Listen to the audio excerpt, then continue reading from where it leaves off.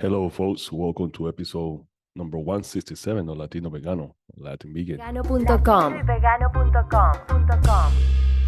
Take this time to kind of share with you guys a little bit of what I ate during my prep time. So basically, some of the food, or some of the best food, or some of the food I ate during my competition. And at the same time, I wanted to talk to you guys a little bit about how that went because I was able to share some of that experience on my early episode, my Spanish episode, but it was up to my first competition. But as you guys know, I did two competitions this year, right? So I think I want to share with you guys like my probably top 10 best weight management foods and some of the ones that I personally use for this competition. The other thing is that I think it's going to be great for you guys to see you guys what you guys think, to see if some of these foods will be great for you guys. And but at the same time, I'll give you guys a little bit of my insight of some of these items, some of this food that I consumed during that time. So let's start with the overall scheme or the overall seeing how the competition went, and I think I want to talk about that because on my first episode, on my Spanish episode, I kind of touched a little bit on like how I felt about the outcome of the show and so on and so forth. So now I'm going to actually give you another insight of how this whole competition went and then what the outcome was of this second show and then my overall view of the entire season. So first, let me start saying like when I say season, because I'll be using season a lot. So what we call season is that the time frame or the amount of time or the amount of months, days, or whatever that time frame is that you take to prepare for a show. So this time frame usually is like about 3 or 4 months prior to the event. So basically, let's say you competed in the summer, so you start prepping. Let's say you compete in June or July, so you start prepping 3 or 4 months before you reach to that day. It's around the time that you need to kind of get like into some form of shape to be able to be yourself on stage. Now, my season took me 9 months, nine about 9 to 10 months, almost a whole full year to prep myself for this event for these two shows, and I was actually doing two shows this year, like I mentioned. So it was a longer prepping time for myself, and it's actually been the longest season that I ever had. I was usually do like 3 or 4 months prior to a show to be able to be on stage. The benefit of having a longer prepping season is that you don't have to quote unquote what we say kind of rush into things, and then you have more room to kind of you have more room to kind of like because with weight management you're gonna have months that you're gonna drop 2 pounds a week. There's gonna be months that you drop half a pound. There's gonna be months that you drop 1 pound. It's gonna be months that you drop no pound. You actually gain weight. So it's very inconsistent when it comes to that. Even though you try to stay as much rigid or as much strict to your meal plan, diet plan, everything that includes that, but there's gonna be months that or weeks basically that you're just not gonna the scale's not gonna move. So when you have a longer prepping time, you have a lot more room to kind of go through those weeks. There might be a scientific term for that, but I really don't know what the scientific term for that weeks are. But what I'm saying is that it's just normal. I think before I used to get more frustrated. I'm a little bit more seasoned when it comes now to prepping and doing shows, so I understand how's that going to be. So I try not to you try not to let that kind of derail you from your goal. So you still stay focused, right? So you're gonna have weeks that you're just not gonna be able to make that number, and you just got to stay poised and continue your believing in your plan and your coaches and then the team behind you that you'll be able to accomplish that. So what I mean season again, I'm talking about the period of time that it takes you to kind of prepare for that show. So the first thing you do, you select a date. So let's say I say, well, you know what, I'm going to compete in September or I'm going to compete in July, whatever that time is, and then you start counting how many months that you need to prep yourself. The more time you give yourself to prep for that event, is the better, because you actually give your body a more of a break from the dieting. You have more room, like I said, to for those weeks that the body doesn't either drop weight. And usually you're dropping weight during this time, right? You're dropping water, you're dropping weight, and then you're prepping yourself for the event. So you want to be as much shredded, is the term that we use in the term bodybuilding world, as possible. Either male or female, you want to be able to have the most muscle definition and possible. That definition also come with showcasing your body, showcasing your physique, showcasing your muscle, and then a combination of posing and all the different type of things. So with that said, I use about 9 months, 9, 10 months to prepare for this show. So I was really going hard in since January, actually. Started prepping for it. So just dropping weight, losing weight. So and then staying consistent with that. And it actually benefit me because I was able to present my best package. So for me, from a win standpoint, that was my biggest win. So like these two shows has been the best physique that I ever presented in my whole bodybuilding career. I had done a total of what, five shows, and has been the best I ever seen or been. And I had the opportunity to share this last show with my wife, and my family was there. My mom and dad came from Panama, and they actually saw me competing. So for me, it was like a really great blessing to have her there, and then have my parents there as well, and they all, together kind of share that moment. So so that was a really cool. I actually gave them the medal at the end, because I felt like there was the actual winner, because they came all the way here just to see me compete, and for me it was like, yeah, I'm just glad that you guys came, right? So the season was about, it was a longer season. So that means that in during that time, I had to really truly focus on my meals. I honestly think that weight management, especially in the sport of bodybuilding, I always tell you there's a mind game, and that's a higher percentage. I want to say the mind game is about 80% of it, the equation. I would say the eating plays a bigger role too. So let's say mind game is about, I don't know, about a 10%, and the 80% of 85%, let's say, is food, is the food that you intake, and the other 5%, right? So it's gonna be the working out part of it. That's how I actually break it. I put mind, the body, which in that case will be the eating, and also the workout that you do, to me, makes a big difference. So the reason why, and I could potentially put mine as a bigger amount, but I want to say that mindset, it plays a bigger role, because you got to deal with everything that training implies, right?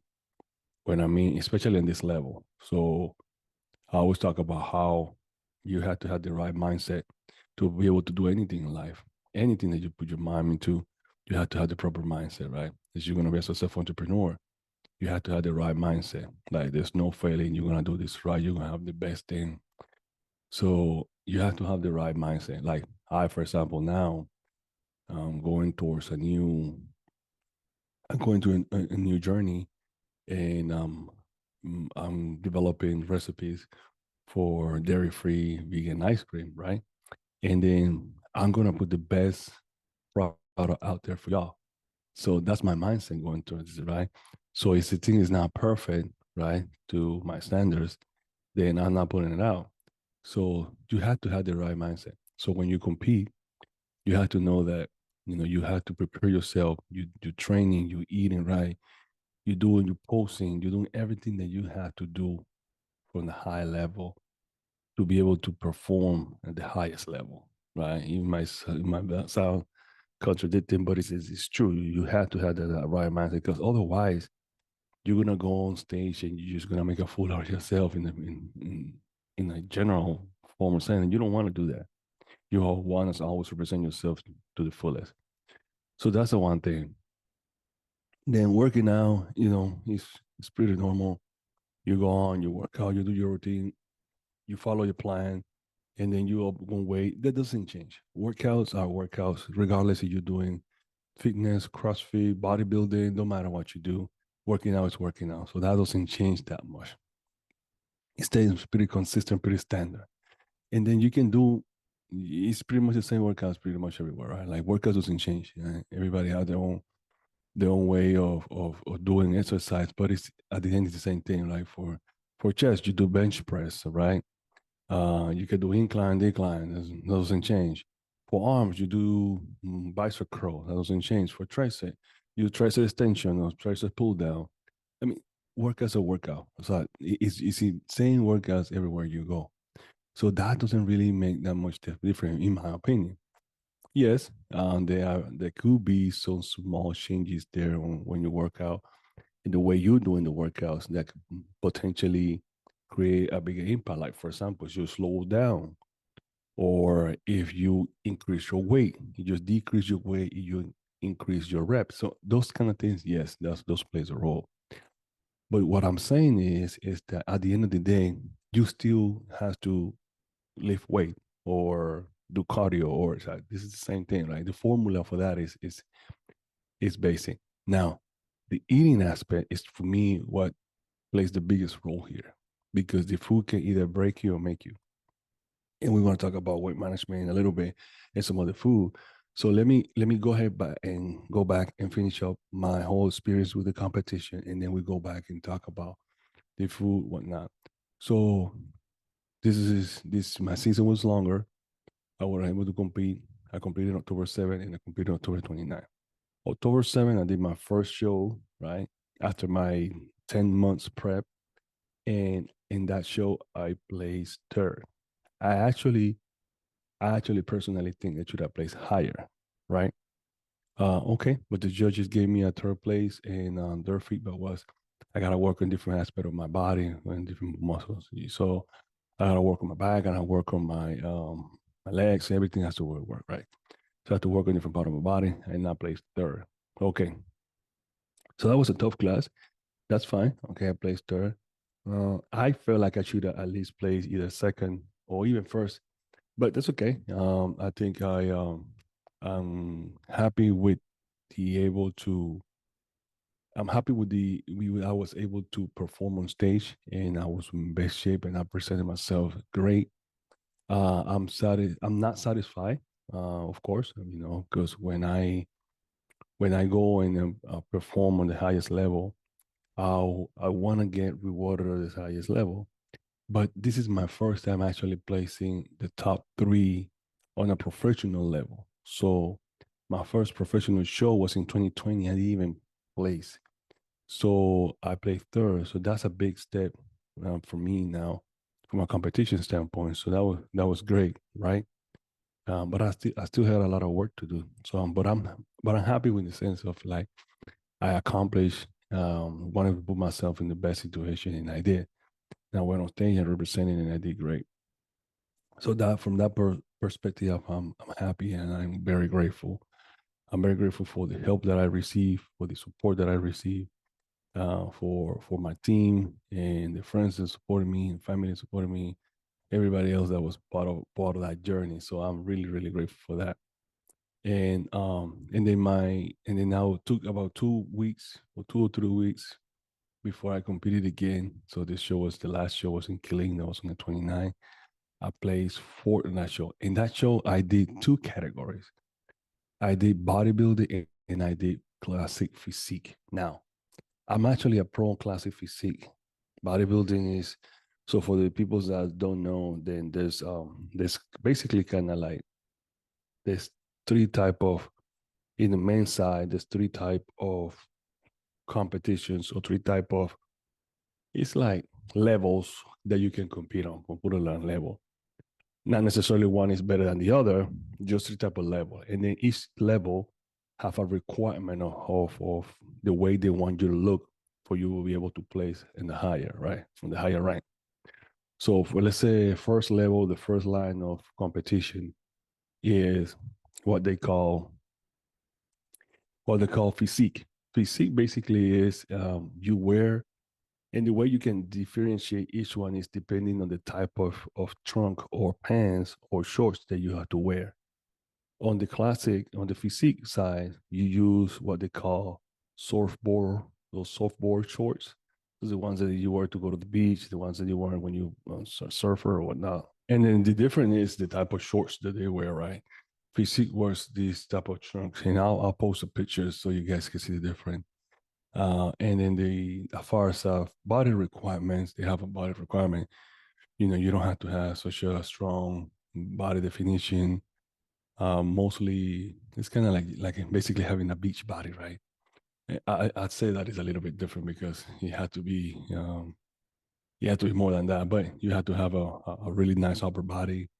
There's not a lot of more emphasis on legs, so it's a good category in the sense of like if you don't have a lot of legs, and you have a great upper body, you could be a good category to kind of get into it. So, but anyway, so you got physique, and that's probably a first line. But there's a lot of really great physique guys. So don't get it twisted. Like you you're gonna for surprise. As a matter of fact, in this last competition, my buddy Max, he actually competed, and he actually won for first place for physique. He have actually he have a great physique, by the way. So it was well deserved. So congratulations there, Max, for that win. Then we got then we see next one for next category, or level two, whatever you want to call it, is actually classic physique, which is very similar to bodybuilding, but it's they wear different shorts. It's more like it's kind of like a boxer brief type of those shorts. And like I said, I'll post pictures and whatnot.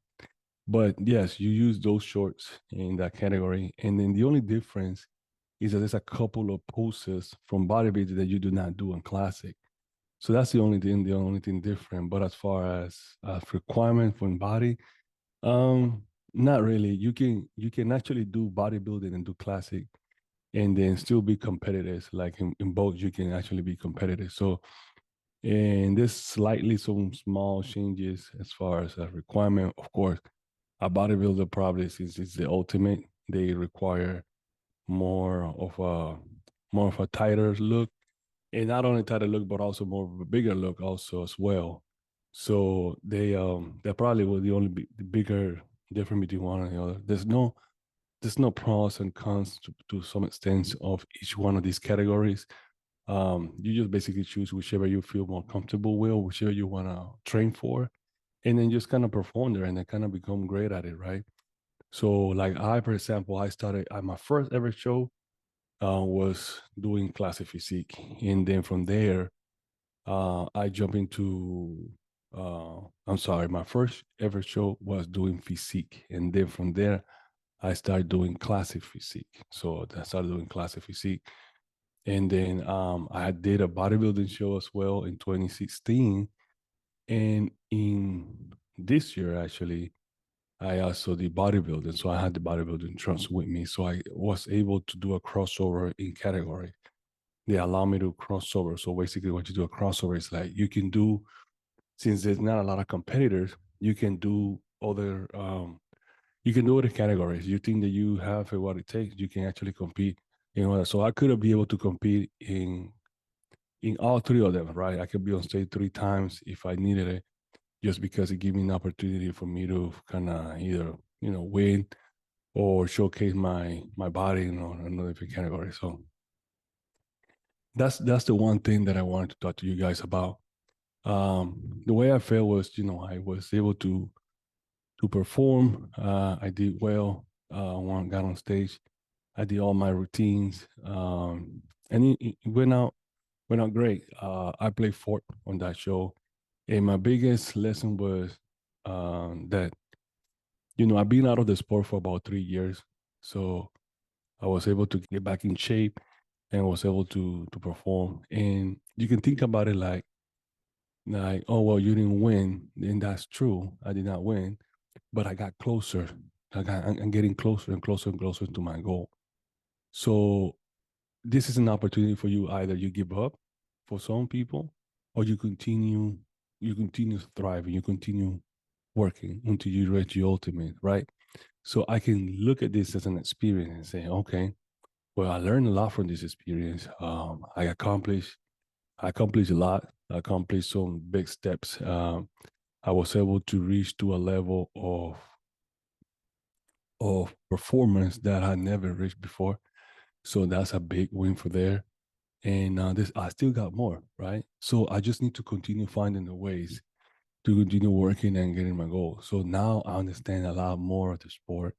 Now I see some of the weaknesses that I can become a strength. I saw some of my strengths. Like usually I'm the tallest guy on stage. So for me, that's great because he gave me an edge. But at the same time, people say, well, you got harder muscles to work. It's okay. I don't find excuses. The only thing I do is I go and put the work that it requires. I mean, my dieting for this show was um was very flexible. Well, at the same time, I had to stay within macro numbers, right? I was in a caloric deficit. So when being a caloric deficit, this is a certain amount of food that you can reach or you can eat, right? And then based on that, I was able to maintain, right, my my regimen. And then if you don't stay consistent with that, then you lose complete focus. So that's one of the biggest lessons that I got from this show. I think it was a great experience. It was great to be on stage with two of my friends, Matt and Larry. Shout out to Matt and Larry. I did both of my categories with Larry. He played fourth on one, and then he plays fifth in the other one, and then so do I. I play fourth on one, and then fifth on the other one. So basically, we kind of even it out there. So that was a great opportunity for me to kind of share that stage with him, and I would definitely do it again. I mean, this is not the end for me. I'm actually starting training for what we call now my off season. My off season is where now, or you call it the growing season, where you now you take the time of of dieting, and then you still try to maintain steady eating, and then you kind of try to kind of grow and build muscle, right? And all of this done on a plant-based diet. Don't forget about that. So I never stop being vegan, and I will not stop being vegan. I'll do all this while I'm being vegan. I heard the other day somebody saying that if I was taking steroid, that's an interesting thing, and that's the biggest compliment that you can give a natural bodybuilder because you are when you're natural, you definitely wants to feel like you can be competitive. And when somebody say that you're taking steroid, and then you do not even you get tested in every show that you do, um, yeah, I mean, definitely there's no way you can not take that as a compliment. So I appreciate for the persons that were saying that if I was taking any type of performance enhancement drug, but no, just to give yourself a little background on that. The show that I placed third place in October 7th. I as soon as I got off stage, I had to pee on a cup, and then they take that to a lab, and they basically check to see if I'm positive in any of the major performance enhancement drugs that are banned for this variation. And of course, I came out negative in all of them. So once that results comes out, then you get a email with the lab exam and the results, and then you get a check. You get a check, or they pay you based on your performance. So for me, that's how it is. I mean, it's always been that way. And before that, they used to do a polygraph test. So, and this is something that got eliminated from the federation now, where I used to have to sit down and I talked to this guy, and he used to plug all these different cables into my body, and he used to like ask me like, "Do you take performance enhancement drugs?" And you had to pass that too. But anyway, so at the end of the day, that's kind of like how this sport is, right? This, of course, it's always going to be that if you're doing this or doing that because of the bad rep that the sport has. But to me, there's a beautiful side of it, and then one of those things is activism. Like I always go up, and everybody knows that I'm vegan, and I represent my lifestyle. I represent the animals. I represent the planet. So it allows me to do some form of activism. Two, it gave me a sense of purpose, discipline, right? So when I start something, I go all the way to the end, and then you continue improving, right? So I do the same thing. So that's not changed. It's the same thing I'm applying now. Same philosophy. I apply that for everything in life, right? So that's the biggest thing. That's a big lesson. I think the third lesson for me also is how you take this is on you. It's all on you. It's an individual sport. This is not a team collective for sport. I have to do this all myself. So if I don't do the things that I need to do, then I'll put myself in the worst situation. I think four is will be having a great support system and then a team around you, from coaches, from family members, from having that support is great because it's like you don't want to be doing something and people are like bringing you down, right? You definitely have to have a support system that is encouraging you to do even better, that are wishing you success, that at the same time that are supporting you in your journey. So you want to have a good team around you to be able to accomplish this. I think the fifth thing that I will actually also, which is one of my lessons, is that you cannot control the judges. And this was told to me by Tori Washington, right? So I'll give a shout out to Tori. I don't even remember this, but you cannot control the judges. You cannot control the outcome of the show. Even though I did a I did two shows and I felt like I should have placed higher, just that's just my perception. And I cannot control that. That I cannot control. Now, let me tell you one thing. On Killing Show, the first place, the winner, he highly deserved it. I would not even hesitate to give that guy the prize. That guy was in amazing shape. I mean, he was the poster guy for the event, by the way. So that tells you a lot. So he was in great shape. So he deserved the win. I'm not even going to question that. And I'm talking about my second show. Now, in that same show, second and third place, that can be debatable, right? Anyone can take it. So it's anyone go. And I know it's a very tough situation because everybody has a great physique. So it's tough to choose a winner. So anyone can take the prize. Now, on my show on October 7th on Katie, same way. First guy, the guy that won, okay, he have a great physique. Now, do I even think that he was had a better physique than I?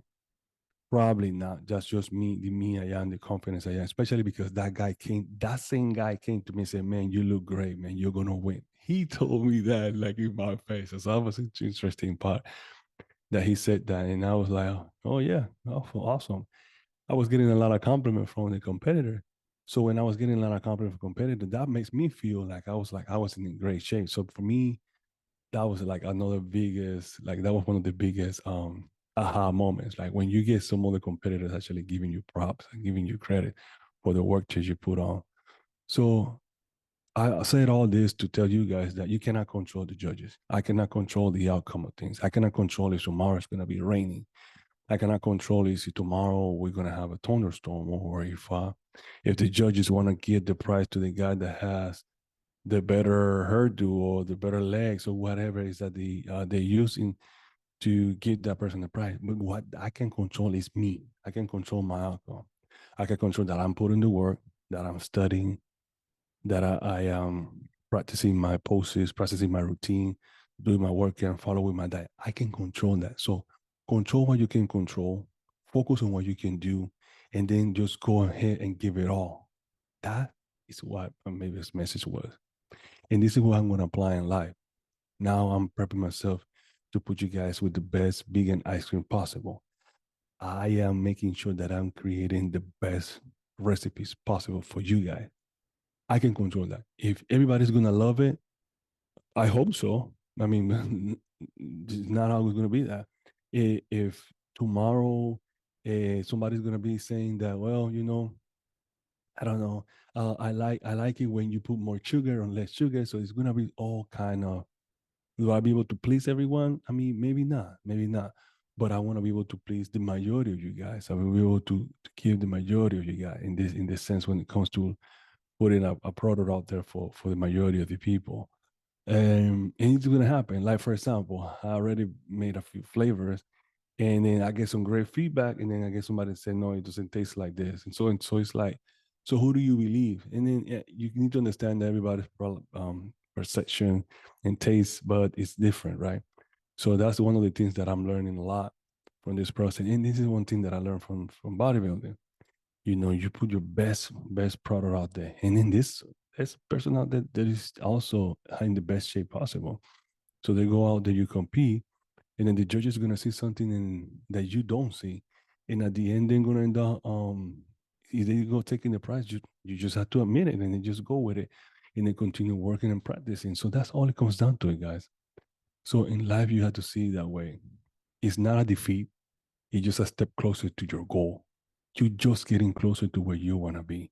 And if you continue doing the jobs, you continue doing everything that you put your mind into, you're going to get there.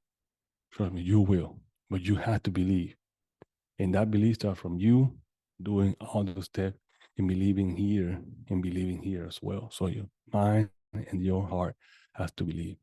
And then just do it. Just do it. Just continue doing it. So apply this for anything that you do in life. Training, weight, business, school, relationships, anything, right? So that's my big advice. So I wanted to come and kind of share with you guys this. This is going to be the first part, and now in the second part, I'm going to talk about some of the food, and then we go from there, guys. And then just listen to the second part of this video. You guys are going to love it when I start sharing some food. All right. See you guys next time. Love you guys. Bye. Gracias por escuchar Latino y Vegano, un show donde se habla todo lo relacionado sobre el veganismo entre la comunidad latina. No olviden suscribirse a este podcast, seguirnos en Instagram, Facebook, YouTube y a visitarnos en latinoyvegano.com.